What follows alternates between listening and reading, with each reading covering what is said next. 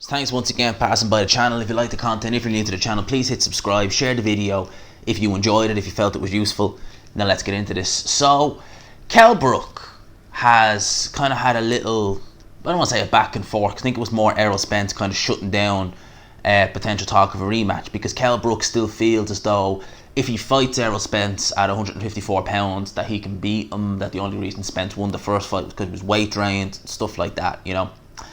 Obviously, if the fight was to happen, well, I say if it was to happen, but I said if the fight was to happen, say last year, although Kell Brook wasn't in the ring last year, but it was to happen before Errol Spence had his crash, I think the exact same thing had happened again. I think Spence would probably be even better at 154 than he'd be at 147.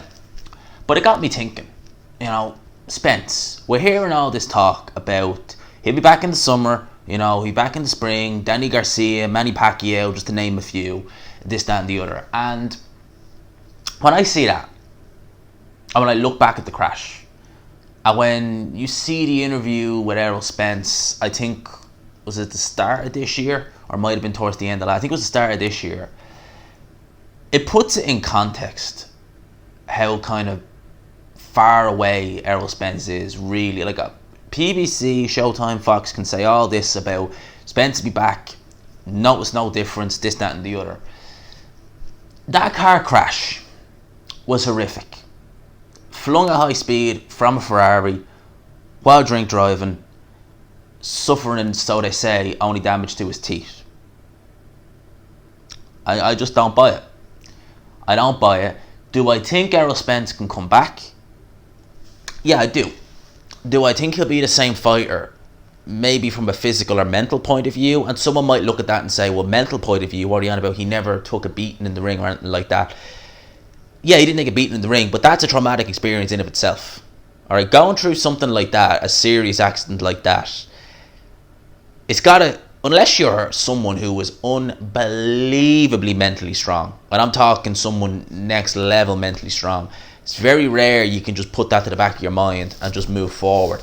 And you put someone in a boxing ring where they're getting punched in the face, it could bring up a trauma like that, like a car crash like that, especially when it's only recent. So I think certain things like that could come back to bite Errol Spence, maybe this year, maybe not next year so much anyway. And again, we hear people say, you know, Spence is going to come back, he's going to fight Danny Garcia, he's going to be fine, he's going to be back in like he never left. I'm just not buying it. You know, I'm not buying it. I don't believe that the injuries that Showtime are saying that he sustained, you know, the teeth and stuff like that, they're not that serious. I just don't believe that. Like, seeing how violent that crash was, he was thrown violently from a Ferrari at high speed.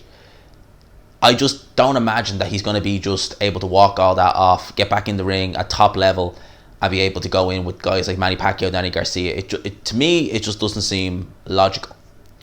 Now, does that mean that Spence can't come back? No, he can. But if I was in Spence's team, I would seriously consider just taking this year off, because at the end of the day, if it's an injury or anything like that, they're not going to strip you necessarily. They might just make you champion in recess or something like that, or maybe give someone the interim title. So you might not lose either title, and then maybe after, say, a year or so, maybe have a little interim fight, you know, a nice ease your way back in fight.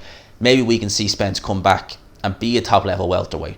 But I really do think that this crash, again, we won't know until we see Spence in the ring, but I'd be very surprised if Spence comes back and there's not something missing from him. You know, traumatic experience like that, suffering injuries, because I'm sure he suffered more injuries than what's being led on.